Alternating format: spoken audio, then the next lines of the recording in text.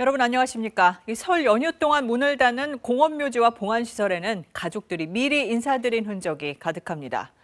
지난해 추석에 이어 올해 설에도 이렇게 꽃다발들이 묘소를 지키게 됐는데요. 못 가고 못 만나는 대신에 마음을 담아 조심조심 보내는 명절 하루 앞두고 있습니다. KBS 9시 뉴스 먼저 예년보다는 한산해진 서울역으로 가보겠습니다. 이수민 기자, 이 뒤로 KTX 열차가 보이는데 이번 연휴도 열차 운행하는 방식이 좀 다르죠? 네, 저는 조금 전 이곳 서울역에 도착한 KTX 열차 앞입니다. 이 열차는 다시 밤 11시쯤 이곳 서울역을 떠나서 동대구역으로 향할 예정인데요. 이번 설 명절에도 지난 추석 때와 마찬가지로 열차 안에서의 코로나19 감염을 막기 위해서 이렇게 열차의 창가 좌석만 예매하실 수 있습니다. 또 탑승 전에는 발열 체크와 손 소독을 해야 하고 운행 중에는 마스크를 꼭 써야 합니다. 음식물도 먹을 수 없습니다.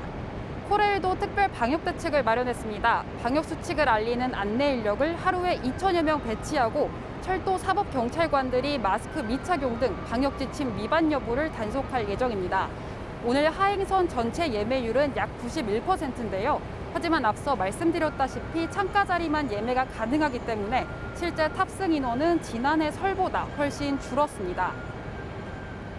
고속버스나 자가용으로 고향 가는 분들도 있을 텐데 휴게소에서는 이번에 어떻게 해야 합니까? 네, 이번 설 명절에도 고속도로의 모든 휴게소의 실내 매장은 이용하실 수 없습니다.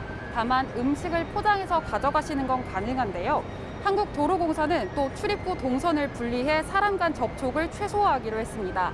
QR코드 등을 이용해 출입 명부를 작성하는 등 이용객 관리도 강화할 계획입니다. 오늘 저녁 8시 기준 고속버스 하행선 예매율은 79%입니다. 예매율은 높지만 열차와 마찬가지로 지난해보다 버스 투입량 자체가 줄어든 점을 감안하면 실제 이용객 수는 줄어들었다고 볼 수 있습니다. 오후 들어 귀성 차량이 늘면서 경부고속도로 등 대부분 고속도로 하행선에서 정체가 이어졌는데요. 지금은 일부 구간을 제외하고는 대부분 원활한 교통 흐름 보이고 있습니다. 도로공사는 오늘 고속도로 예상 통행량이 지난 추석 연휴 전날보다 3%가량 줄어들 것으로 예상했습니다. 이번 설 연휴에도 고속도로 통행료는 지난 추석과 마찬가지로 정상 부과됩니다. 지금까지 서울역에서 KBS 뉴스 이수민입니다.